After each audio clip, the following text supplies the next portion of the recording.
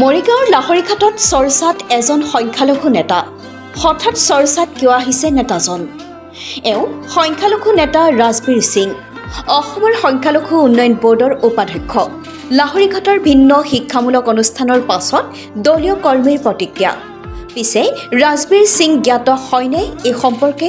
সঁচাকৈয়ে সংখ্যালঘু নেতা ৰাজবীৰ সিঙে মন মেলিব নেকি লাহৰীঘাটৰ পথ পৰিৱৰ্তনৰ বাবে?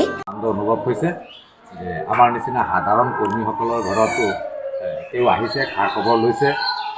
আমি তেওঁক মাতিছোঁ। আজি ৰাজবীৰ সিং ডাঙৰীয়া ঘৰত আহিছে। মই নথৈ আনন্দিত হৈছোঁ আৰু ইয়াত আমাৰ ভাৰতীয় জনতা পাৰ্টীৰ কৰ্মীসকলে সকলোৱে লগ পাইছে, লগ পাই আনন্দ অনুভৱ কৰিছে। তেখেতৰ লগত মৰিগাঁও জিলাৰ সভাপতি মহৰালী ডাঙৰীয়া আহিছে।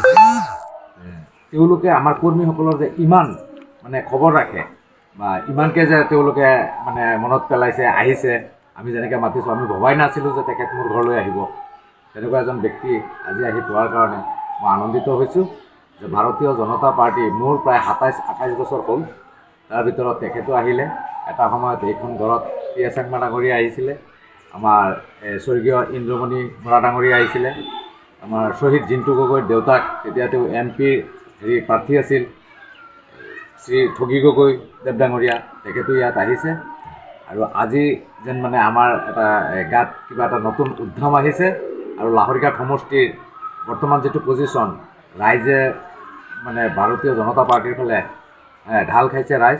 ৰাইজে বিচাৰি আছে যে আমাৰ সংখ্যালঘুসকলৰ নেতা লাগে।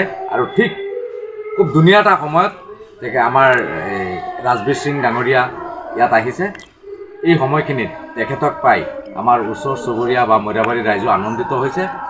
আৰু আমি সকলোৱে আশা কৰিছোঁ যে এইবাৰ তেওঁৰ নেতৃত্বত অসমৰ মাননীয় মুখ্যমন্ত্ৰী আৰু আমাৰ জিলাৰ মন্ত্ৰী পীযুষ হাজৰিকা ডাঙৰীয়া যদি উপযুক্ত প্ৰাৰ্থিত্ব প্ৰদান কৰে, তেতিয়াহ'লে আমি ৰাজবীৰ সিং ডাঙৰীয়াৰ নেতৃত্বত আমি সংখ্যালঘু ৰাইজসকলে আগবাঢ়ি যাম আৰু এই লাহৰীঘাট সমষ্টি আমি কংগ্ৰেছৰ পৰা উদ্ধাৰ কৰিম। সংখ্যালঘু সক্ষম হয়নে? সংখ্যালঘু ৰাইজে তেওঁক ভাল পাব পাৰেনে? 100% নিশ্চয় পাব, নিশ্চয় উদ্ধাৰ কৰিম। তেওঁতো এজন শিখ ধৰ্মীয় ব্যক্তি। ধৰ্মৰ কোনো কথা নাই। ভাৰতীয় জনতা পাৰ্টী এনেকুৱা এটা পাৰ্টী য'ত নেকি ধৰ্ম নিৰ্বিশেষে আপোনালোকে ধৰ্মৰ ঊৰ্ধত আহি আমি ভাৰতীয় নাগৰিক হিচাপে আমাৰ যে শিখ ধৰ্ম, হিন্দু ধৰ্ম, খ্ৰীষ্টান ধৰ্ম, এইৰ লগত কথা নাই। আমি এজন ব্যক্তি বিচাৰিছোঁ আৰু সেই ব্যক্তিজন আমি এজন ভাল মানুহ পাইছোঁ।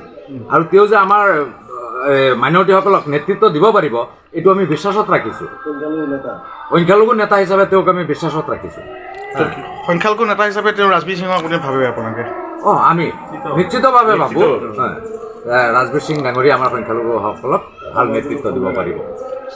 সহজ হ'ব জানো কংগ্ৰেছৰ দুৰ্গ চূৰ্ণ বিচূৰ্ণ কৰিবলৈ? মৰিগাঁৱৰ প্ৰভাৱশালী মন্ত্ৰী পীযুষ হাজৰিকাই সহায় কৰিব জানো ৰাজবীৰ সিঙক? প্ৰশ্ন হয়, কিয় দলীয় সতীৰ্থক লগ কৰিবলৈ গৈছিল ৰাজবীৰ সিং লাহৰীঘাটলৈ? এয়া ব্যক্তিগত নে চৰকাৰী নে আন ৰাজনৈতিক? সেয়া যিয়ে নহওক, অপেক্ষা 2026লৈ। মৰিগাঁৱৰ পৰা ববুনাথৰ ৰিপৰ্টাৰ লাইভ অসম।